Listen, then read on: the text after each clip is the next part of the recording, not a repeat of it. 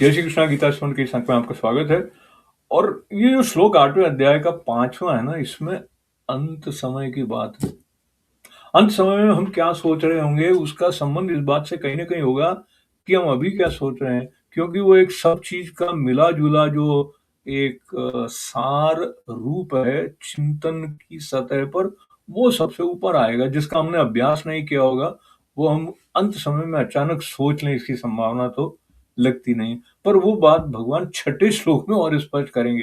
ये जो 5वां श्लोक है, उसमें जो बात भगवान कह रहे हैं, उसके पहले जो बात उपनिषदों के माध्यम से आई है, तो स्वामी श्री ईश्वरानंद गिरी जी महाराज आनंद मीमांसा पुस्तक में कहते हैं कि उपनिषद में ये सिद्धांत स्थापित किया कि ब्रह्म ही तुम्हारा लक्ष्य है, क्योंकि वही तुम्हारे जीवन की पूर्ति कर सकता है, और उसके लिए तुम्हें करना कुछ नहीं है, तुम्हें सिर्फ जानना है, क्योंकि वो तो है ही तुम्हारे अंदर, अंदर ही है, तुम्हारा ही सत्य है, उसका उद्घाटन मात्र करना है। ज्ञान है, उसकी स्मृति मात्र करनी है। अभी जो स्मृति जो है ना, उस बात को साथ में लेते हुए 5वें श्लोक में चलते हैं।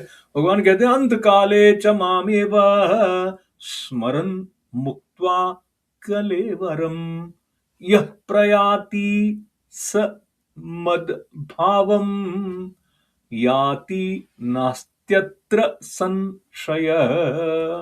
तो कहा कि जो पुरुष अंत काल में भी मुझको ही स्मरण करता हुआ, कलेवर, ये शरीर को कलेवर का, जैसे कि वस्त्र त्यागना जैसा, इसको त्याग कर जो जाता है, इसका मतलब हम सिर्फ शरीर हो ऐसा नहीं है, कुछ और है सूक्ष्म जो चेतना जो इसमें से बाहर जब निकलती है, तो जब वो निकल रही है उस वक्त भी ईश्वर का स्मरण बना हुआ है, तो उसको क्या गति प्राप्त होती है। तो भगवान कहते हैं वो मेरे साक्षात स्वरूप को ही प्राप्त होता है।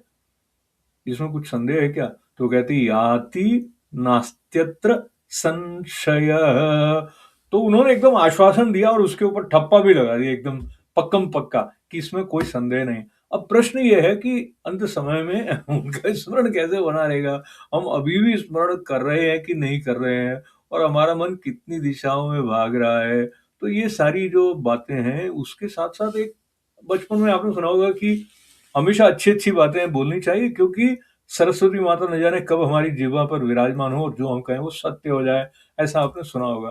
तो जो चिंतन के स्तर पर हम जिस सत्य के साथ जुड़े, उसके साथ सतत हमारा जुड़ाव रहेगा, तो अंतकाल में भी रहेगा। और इस बारे में छठे श्लोक में भगवान बताएंगे। जय श्री कृष्ण।